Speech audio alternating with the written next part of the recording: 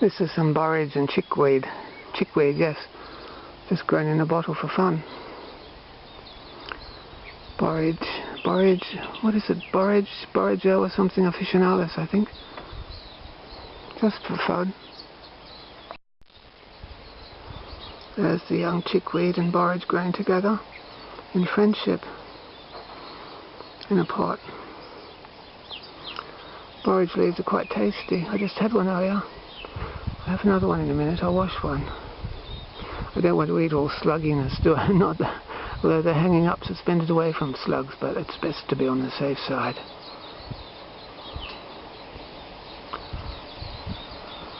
Listen to that breeze. There's my borage.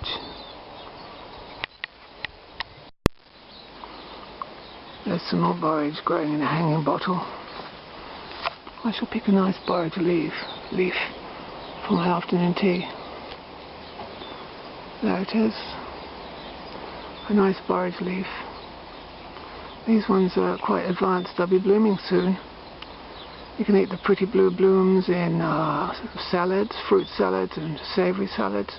You can put the pretty blooms in ice cubes or on sandwiches with decorations, garnishes.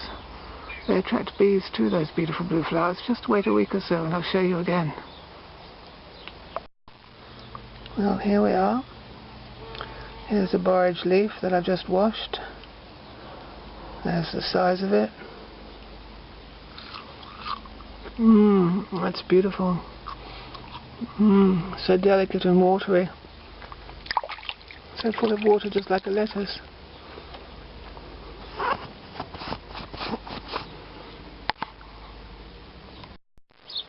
Here are some bigger and tougher borage leaves. Look, they're much bigger, aren't they? I wouldn't eat these ones. Well, I mean, I'd use them in cooking if I wanted to, as a pot herb. These ones will be blooming probably in a week or so. They'll have their beautiful, I was going to say beautiful, they'll have their beautiful blue flowers on, and they'll attract lots of bees. Look, that's feverfew. That's feverfew growing. Feverfew, whoops. There we are.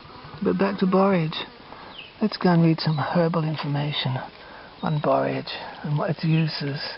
Isn't it lovely? It's a bit hairy. A bit hairy to the touch. Borage.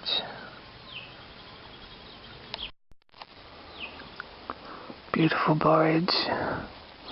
It's good to touch your garden, you know, to feel things. After all, we probably don't use all our senses enough. Peas. A distraction from borage. Peas, climbing peas. But let's go and read about some borage. Let's read all about borage. Borage in the afternoon sunlight. Beautiful borage. Sparkling borage. I just thought I'd come back to this spot because it just shows how if we're going to eat herbs and wild foods and things, we should know what we're doing. Now, in the last clip I said that this was borage, and this is borage. And I think I said that this was borage too. But I don't think this is borage. Today I looked at it closely, and although it resembles borage superficially, it's got the little distinctive lamb's ears here, so I think this is mullein. M-U-L-L-E-I-N, but it was growing right next to where I planted the borage seeds, and I thought they were the same. See, now if one had been poisoned, I would have been poisoned, wouldn't I? I would have thought that this mullein was lamb's ear. I mean, this mullein was a borage, and it isn't. It only looks superficially like borage. So you've got to know what you're doing if you're going to study herbs. Look at that beautiful little lamb's ear. Mullein. Anyway, back to borage. Let's read about borage now. Quite rough to the touch, really. Lovely cucumberish flavour. Here we are again, back near the borage garden, a couple of days later.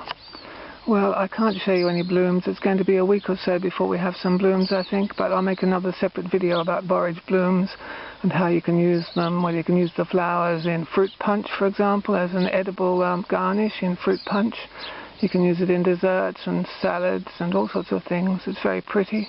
You can just eat the little blue flowers as they are. The blue flowers attract bees, of course. I made mention that I mistook this mullein plant here for a borage, so we should always be careful. Just like parsley can be mistaken for hemlock, or hemlock, yes, you can mix up hemlock and parsley because they look so similar.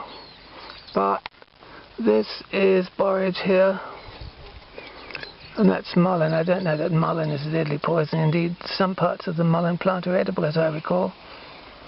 And here I am with a little borage leaf, and I'm going to chomp it. Some say it has a cucumber flavour. It is a lovely fresh salady flavour anyway. It's also been likened, I think, by some to oyster. It does have a little tinge of oyster in it. Let's just see what this book says. Borage, comfrey, Borage officinalis. The name is derived from a Celtic word meaning man of courage, because in the dim past it was put into the cups of fighting men. Recent knowledge of glands has shown that borage tends to activate the adrenal gland. Well, if I become more courageous, I'll let you know. It has been used for cases of hysteria and palpitation of the heart. Well, supposedly. Borage usually grows on wastelands, smells of cucumber, and imparts fragrance and coolness to any liquid in which it is infused. It was one of the 4 cardinal flowers of the ancients, and the Herbal of Renedius says, its flowers put into broth give a special taste, and taken in wine they cause great joy and fearlessness. So they're supposed to make you more courageous.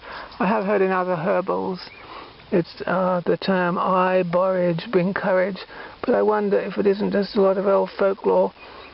And of course, still, the placebo effect is such that if you believe something, it's likely to happen. Anyway, it's quite a fresh little taste, and you can use the leaves sparingly as a pot herb or salad herb.